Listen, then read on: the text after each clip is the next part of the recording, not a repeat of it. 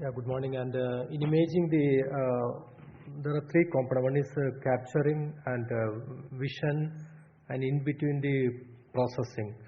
So one of the main changes which has happened, probably in the other speakers also will tell, is it's in the processing stage.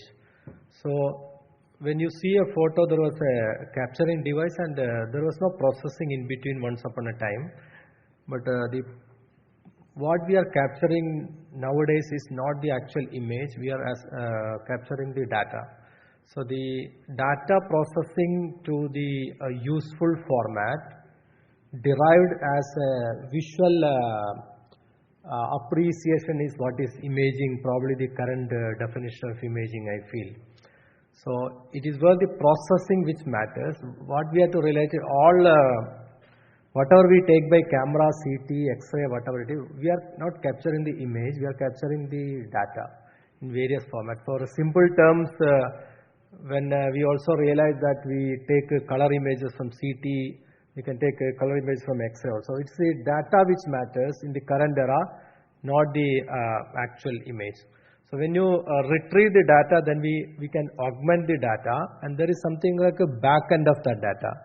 So there are a lot of information which is captured by the capturing device, but because of the limitations in technology, we are unable to process a significant proportion of the data which is already existing in the our capture device. That is the major hurdle we are trying to sort out in the probably in the next generation. So again I told there are a lot of capturing device and process. So when you combine all these technologies, the cornerstone of future imaging will be the data processing. That will be the next future of imaging. So what we conventionally call imaging is a structural imaging. You see something in a 3D or 2D format, certain dimensions, which is called a simple structural imaging. But as we know very well, there is nothing called only structure in either normal or abnormal conditions in the body. It's all about functions. So we all know that function is what matters in normal and abnormalcy. And within that function, at the microscopy level, there is some pathology which is working. So there are mechanisms to identify that pathology, making it visually or data-wise appealing. So newer concepts in imaging beyond reality is high definition, vascular detail, 3D, now 8D has come. And we want to differentiate various components by contrast. Then there is microscopic imaging, molecular level imaging, and functional imaging. These are all coming in a big way nowadays. So what we are trying to discuss is, we used to see something with the naked eye. But now lot of macroscope, because of the advances in technology, lot of new features has come which are made visible to the naked eye. And now the biggest challenge is what to do with this information. For example, you see it under 3D laparoscope, there are a lot of anatomical new structures are seen. You may not have been familiar with this Gray's Anatomy or other textbooks. So we had to add somewhat new terminologies, new branches of vessels we used to see, new relations we used to see. If you see the vision under robotic surgery, you are tuned with a particular type of surgery. You know this small structure is not important when you operate naked eye, but it's magnified in a way, a much bigger way. So we don't know how to tackle with that. So it actually gave a double challenge. It actually facilitated your surgical or management, but it also gave another challenge, what to do with this new information. This is a new challenge which has come out with the new imaging technologies. And another important component is, over we go to the microscopic level of imaging, we are realizing that things are not uniform. More non-uniformity has come in normalcy and diseases.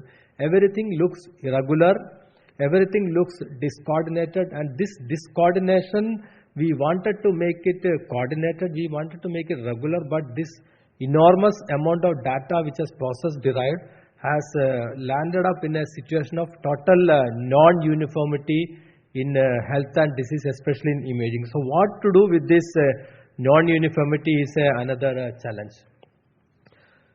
So when you see just this is a picture of the colon. When you see the colon in a two different aspects, it's the same capturing device, but it is applied in a different format. The vision looks totally different. Again, in the laparoscopy, you can actually, if you wear the 3D glasses and you will see that the organs are coming out of the so-called monitor. So these sort of vision and adjustments by traditional surgical training or medical training, we are not used with that. So whether it is actually partly it helps us, but in other way also partly we are not trained with that, and we are not sure whether it actually sometimes it harms the patient also.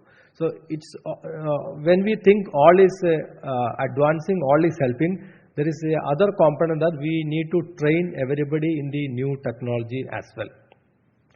So the fundamental concept of all this is the eyes which we trust the most. So it's not the ear or sound and all that. And the traditional imaging is all static. We think that it is static, but there is nothing in the body which sleeps, So the capturing devices are deriving the data which are actually in motion. So when you talk about cancer and any disease, it is the overactivity which is the dominant feature of all this. It's all about fastness. It is not about the slowness. So detection of overactivity will be the dominant feature of imaging in future, and that is where probably it is heading. And imaging is radically transforming the concept of basic science like anatomy, pathology and physiology. So all this imaging at ground level, extensive data capturing, probably we have to totally revise our textbooks.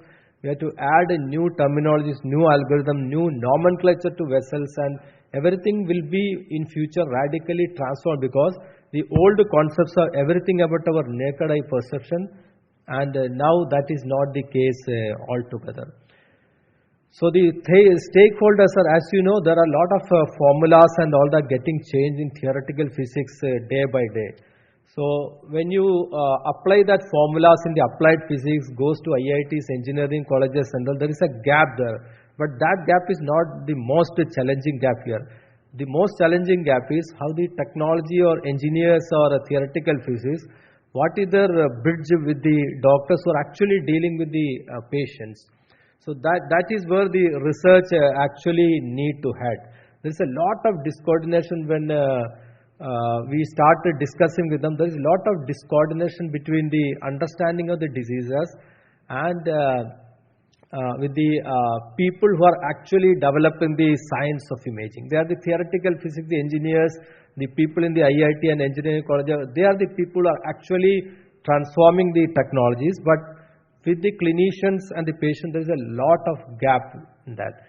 Unless you bridge that gap, this technology is going to create, I think, a little bit havoc in our field. Enormous technology, we don't know how to use it, what to use it. And this is the biggest gap I feel we have to discuss it today, and I feel other speakers will shed light into that. Thank you very much.